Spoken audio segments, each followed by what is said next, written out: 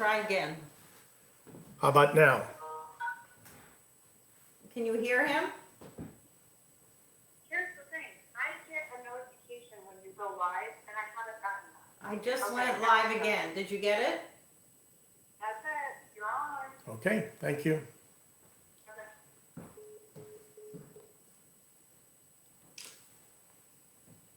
Okay. Good morning. Let's give it a few moments and get everybody together for a 10:30 beginning.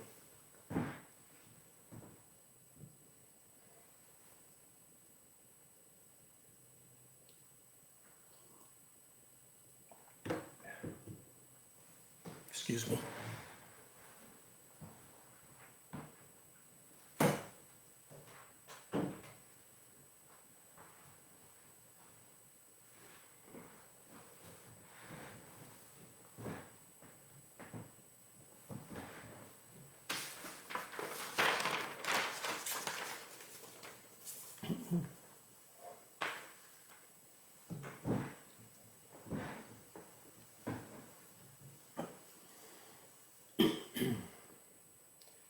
Beautiful morning.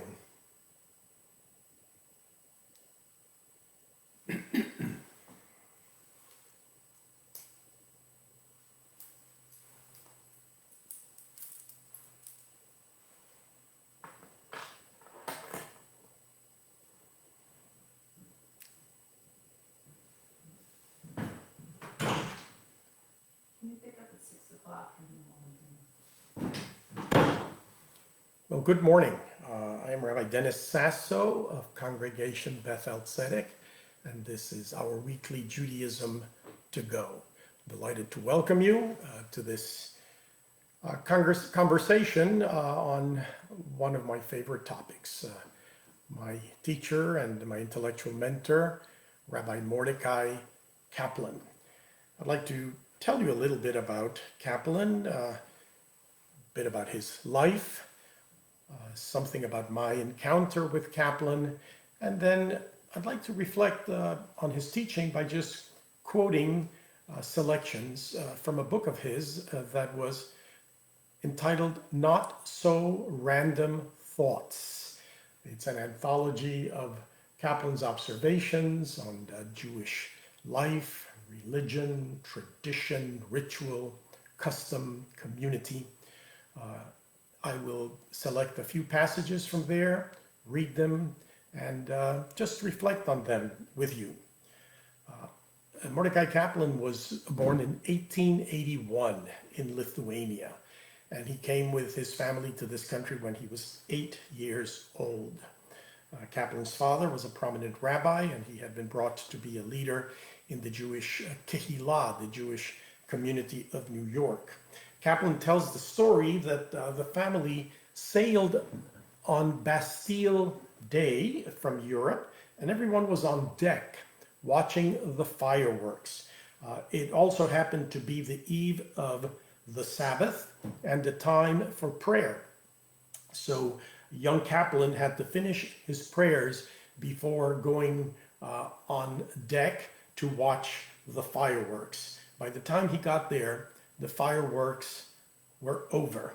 And this childhood memory remained with him for life. So he devoted his life, it was a long life, he lived till 102, died in 1983. Kaplan devoted his life to articulating a philosophy of Judaism and a program of Jewish life to help Jews live in what he called two civilizations, blending the best of the teachings of the Jewish tradition with the democratic teachings of the American and Western civilization.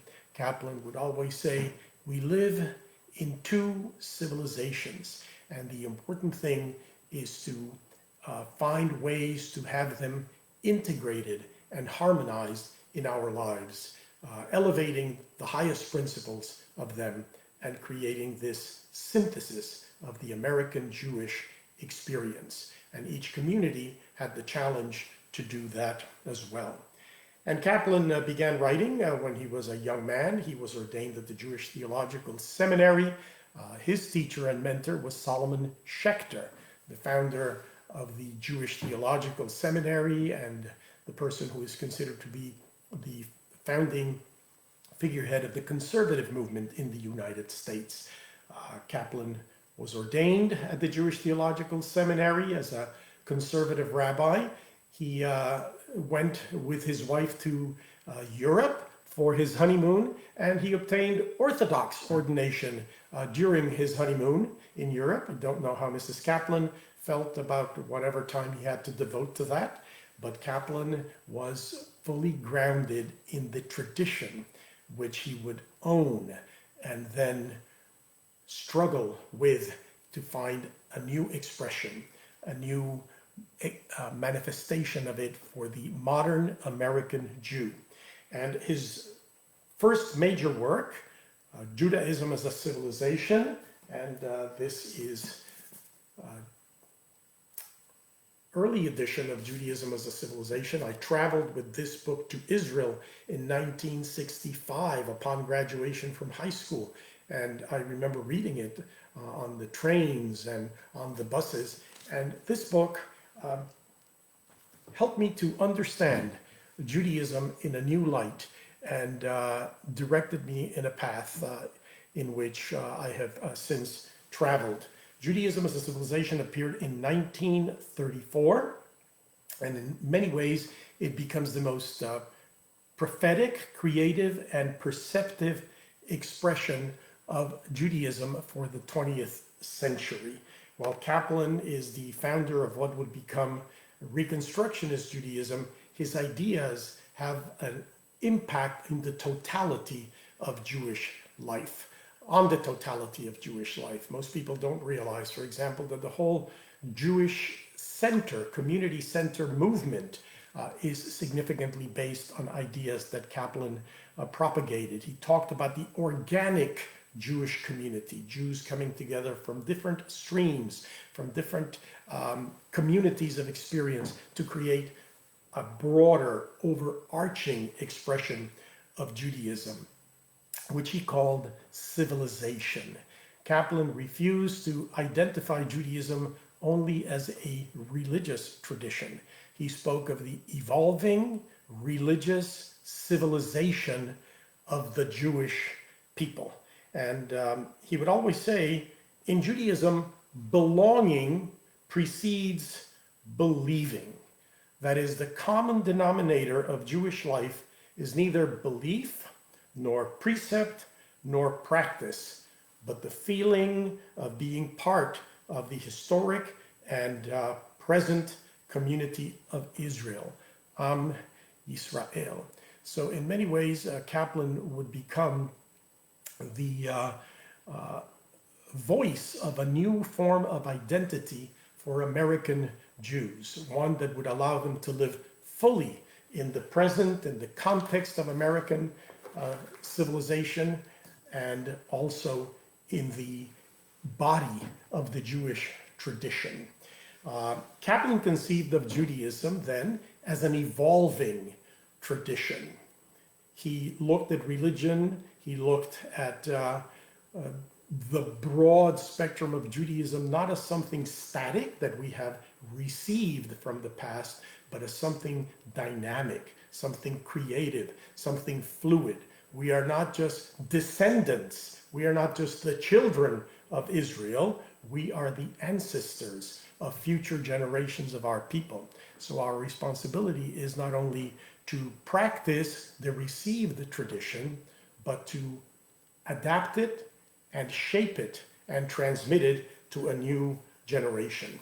By seeing that Judaism is a civilization rather than just a religion, as it was wont to speak of Judaism in those days, especially by the Reform movement at that time, by saying that Judaism is a civilization, Kaplan meant that Judaism includes history, law, language, literature, music, poetry, art, structures of social organization, rituals, folkways, social standards of conduct, spiritual ideals, aesthetic values. All of this forms the evolving civilization of the Jewish people, of which religion is the core spiritual component.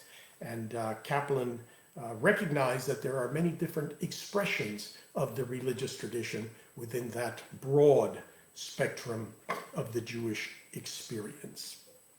Because he understood religion as being evolving and dynamic, Kaplan adopts what is known in religious vocabulary as a naturalistic understanding of religion, as opposed to a supernaturalist understanding of religion. In a supernaturalist understanding, religion is a package that is revealed from above, that is given in full, and it is our responsibility to observe it and to practice it.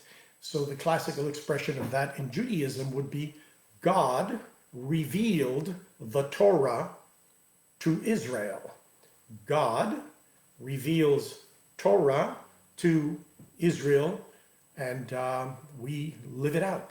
Well, Kaplan inverted that equation. For him, the expression would be that the people Israel, in its quest for God, creates Torah.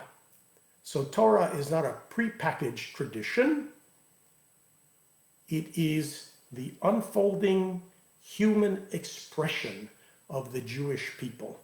It is holy not because it is God's final and unchanging word, but because it is the first expression of our people in its ongoing quest for the values that make for a godly life. And Kaplan called that the quest for salvation. But by salvation, Kaplan did not mean something that happens in another world beyond, certainly not after the individual's death.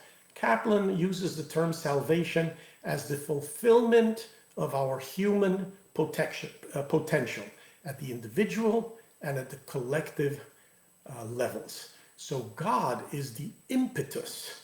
God is both the source and the urge to move us in the direction of the fulfillment of our best human inclinations. God, according to Kaplan, is a constant aspect of the Jewish tradition, but conceptions of God have varied from one generation to another, from one thinker to another, from one community to another.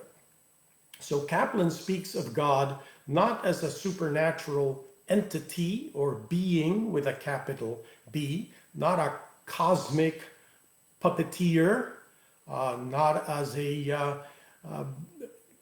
sugar daddy that bestows blessings or, on the other hand, punishes. Kaplan sees God as the reality in the universe, which at the human level manifests itself as conscience and makes for goodness, for justice, for kindness, for truth, and for peace. Those are the godly instincts within us. And when the Torah teaches that we are created in the image of the divine, in the image of God, that means that we are to strive for those values throughout our lives. This is a naturalistic faith.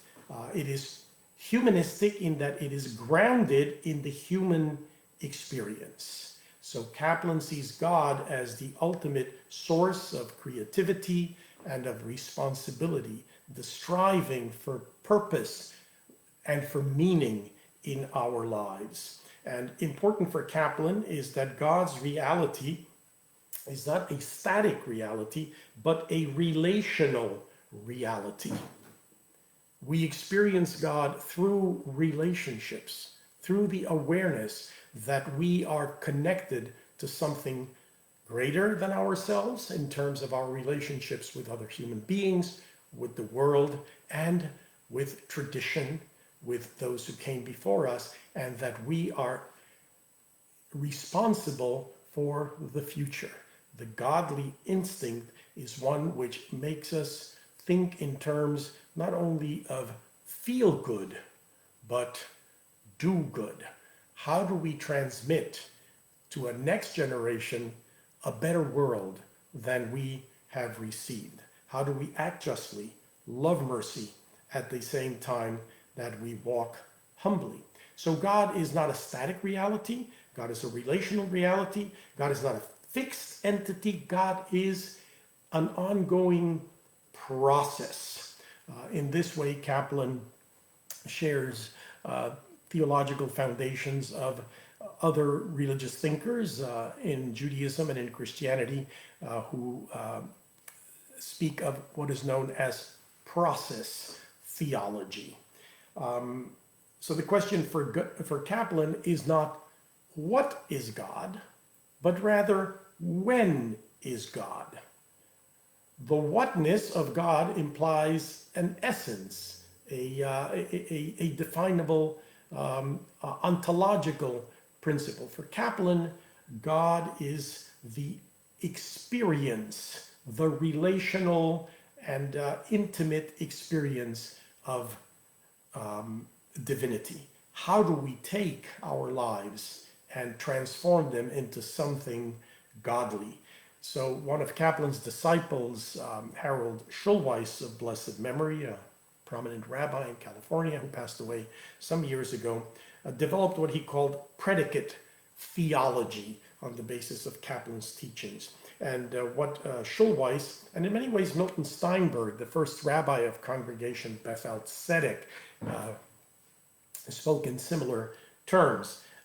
Predicate theology means that we should think of God not as the subject of the sentence, but as the predicate, which is the action, feeling part of the sentence. When we say that God is just, what we really mean is that justice is godly. When we say that God is love, what we really mean is that love is godly.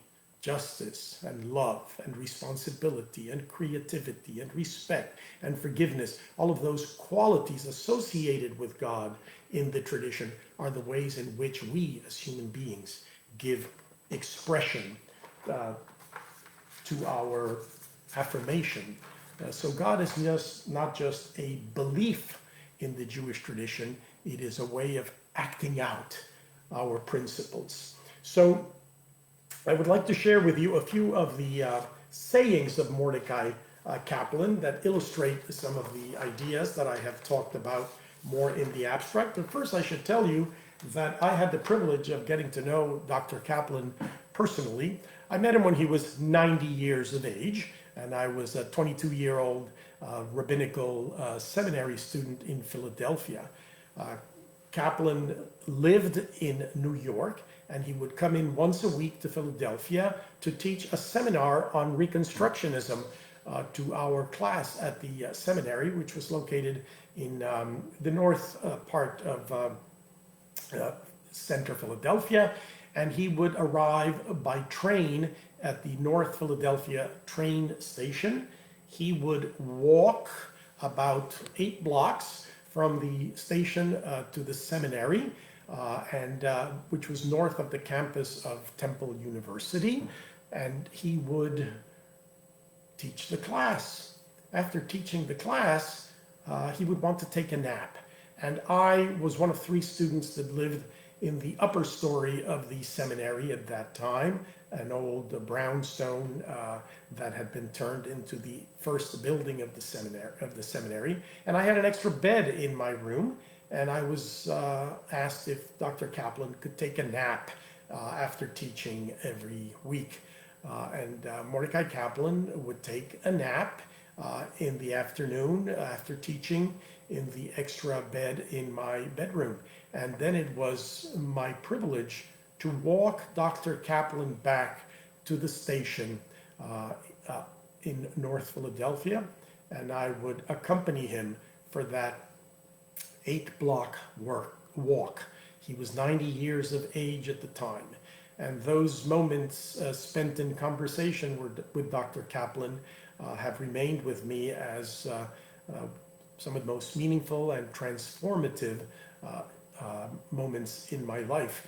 I remember once hesitantly telling Dr. Kaplan that something he had said in class that morning struck me as contradicting something that he had said the week before in class. Somehow I mustered the strength and I said, Dr. Kaplan, I think that what you said this morning contradicted something that you said the week before. And he looked at me. I thought he would be upset and angry. He had deep blue eyes. He looked at me and he says, you know, Dennis, I also am evolving. I also am evolving. And the recognition of a 90-year-old master, philosopher, thinker, we would assume has all his opinions formed, that he is also evolving, was the best expression of his philosophy of Judaism as the evolving religious civilization of the Jewish people. Sandy and I had the privilege of attending the celebration for Dr. Kaplan's 90th birthday celebration. It was quite an event. I still have the program, the names of all the students at the nascent Reconstructionist Rabbinical Seminary were printed in the back of the program. So we are honored to have our names printed in the program that celebrated Dr. Kaplan's 90th birthday. So let's look at some quotes from the writings of Dr. Kaplan. He wrote on many topics, from Jewish peoplehood to Torah in our day, to ritual. One important concept, as we have already indicated for Kaplan, was the concept of Jewish peoplehood. Kaplan believed that belonging precedes believing, and at the same time, he believed that Jews have to be quite realistic about their sense of peoplehood. And he took pride in affirming that at the core of our identity is an affirmation for the values of freedom, of justice. He said, the character of a people derives in large part from the circumstances under which it is born. The people of Israel, having been born in redemption from bondage, the biblical story of liberation from bondage, the people of Israel, having been born in redemption from bondage, has the love of freedom and the sense of human dignity engraved in its consciousness. So he believed very firmly that Judaism is not only a religion, but what he called the religion of ethical nationhood. The mission of Judaism is to teach the world the values not only of individual ethics, but of collective ethics, the ethics of nationhood. How important this is for us today as we face the social issues in our community that are awakening us to a new understanding of the values of justice and equality that need to inform our identity as Americans. And Kaplan would say that religion is not just this package that we receive, a set of beliefs, a set of practices. No, Kaplan said, quote, religion should be a series of self-corrective attempts on the part of humanity to become fully human. A series of self-corrective attempts to become fully human. Religion itself is a process of self-improvement. At the heart of religion is self-scrutiny, individual and collective self-improvement. We just do not take the values of the tradition and take them for granted forever. They have to be examined in the light of our human experience and of changing circumstances. So Kaplan took some very significant steps in trying to express in the language of religion the values that he affirmed. And he believed that the belief in being a chosen people was contrary to the best of the teachings of Judaism, affirming the equality of all human beings. So in the Reconstructionist prayer book, whenever the expression, who has chosen us from among the nations, Kaplan substituted that by the expression, we have been brought to your service. Kaplan believed that every people, every community, every collective has its path to the service of God. Our path is through Torah and the Jewish experience and the Jewish community. But there is nothing inherently superior to that path than the path of other peoples. We strive to become the best that we can be as humans created in the image of God, but there is no guarantee that we are necessarily the best expression of spiritual and religious expression and community. We need to strive to become that. The Torah says, you shall be holy because I, the eternal, am holy. It doesn't say you are holy because I, the eternal, am holy. Religion is a constant process of pursuit, quest, and improvement in the search for godliness. Kaplan had significant ideas about how we receive tradition and make it our own. One of his most important teachings is that the ancient authorities, or tradition, as we would say, has a vote, but not a veto.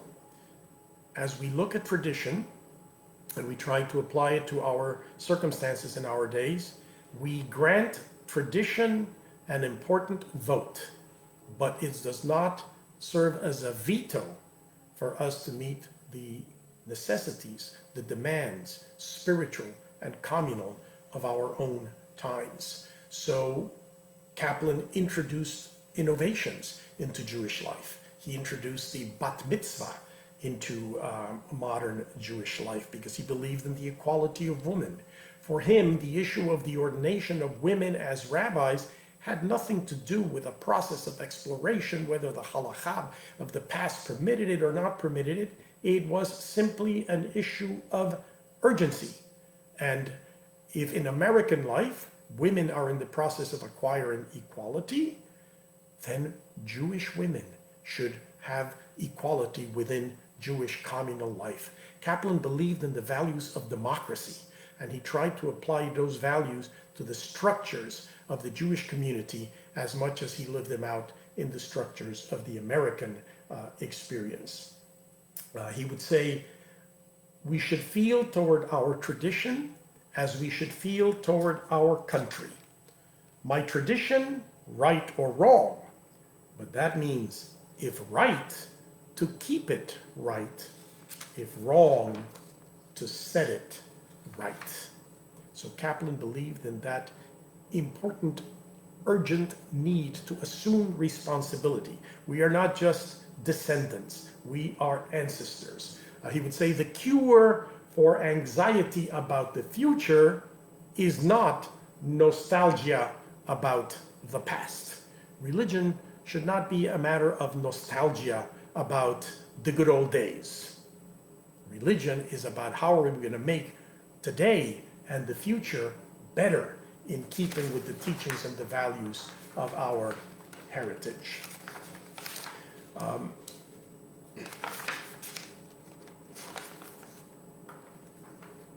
One of the important elements of Kaplan's teaching, of course, because he was writing in the 20th century, is how to bring about a new understanding of Jewish community. He would say that the purpose of Reconstructionism is to say old things in a new way and new things in old ways. That is, to keep that balance, that tension, that harmony between the past and the present as we create the future. Kaplan believed that tradition is the building blocks of the past, but we have to rebuild, we have to reconstruct Judaism on the basis of the mortar of our own experience and add the necessary new building blocks as well. One of the teachings that Kaplan proposes, or one of the sayings that Kaplan offers in his writings as he looks at the American Jewish experience, and he looks at the various movements and how they have responded to the exigencies of the present. He says the traditionalist conception of the ideal Jewish life is to swim against the stream. Many people believe that religion means preservation. You swim against the stream. The assimilationist, he would say, view is that Jewish life can be lived by swimming with the stream. But Kaplan proposes that the purpose of Jewish life is not a matter of swimming against the stream or with the stream, but getting across the stream. So the purpose of Jewish life is a creative, innovative endeavor, using the past and at the same time moving towards the future. We live with the past, but not in the past. There is so much more to the teachings of Rabbi Mordecai Kaplan than what we can impart in a half an hour. But I should call to your attention that in the years that Sandy and I were just about starting a rabbinical college, a very important article appeared in the American Jewish Yearbook, written by one of the most prominent sociologists and Jewish demographers of the period, Charles Liebman. Charles Liebman was a traditionalist Jew, and Charles Liebman observed most American Jews are Reconstructionists, but they don't know it.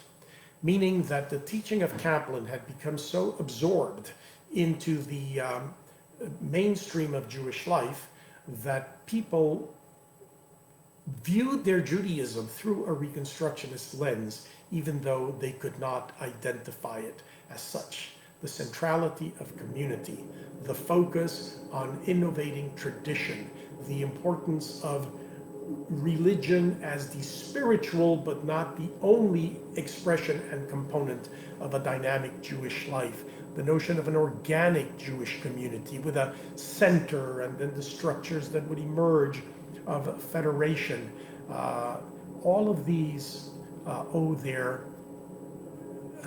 origins to the teachings and the writings of Rabbi Kaplan, certainly the equality of women in Jewish life. In 1958, when the Beth-El building that we use today, our current building, was dedicated on Spring Mill Road, Rabbi Mordecai Kaplan was the guest speaker. The rabbi then at Beth-El was Rabbi William Greenfeld. The first rabbi of Congregation Beth-El was Milton Steinberg. He came in 1927 and remained at Beth-El through 1933. He was one of Rabbi Kaplan's leading disciples. And Milton Steinberg says that it was Rabbi Kaplan who made it possible for him to become a rabbi because he had toyed with other options. So our congregation is tied from its very beginnings into the history of the Reconstructionist experience, the teachings of Rabbi Mordecai Kaplan. When Sandy and I were privileged to come here in 1977, we were part of that stream of the conservative Reconstructionist synthesis at Congregation Beth-El. So it is a pleasure to share these teachings from my intellectual mentor, Rabbi Mordecai Kaplan. He lived a long life, 102 years. He lived a full life, and he in so many ways leaves a legacy that continues to shape American Judaism and the modern Jewish experience. May his teaching continue to inspire and to guide. Thank you for joining us on this Wednesday morning for Judaism to Go, and we look forward to future opportunities of being together.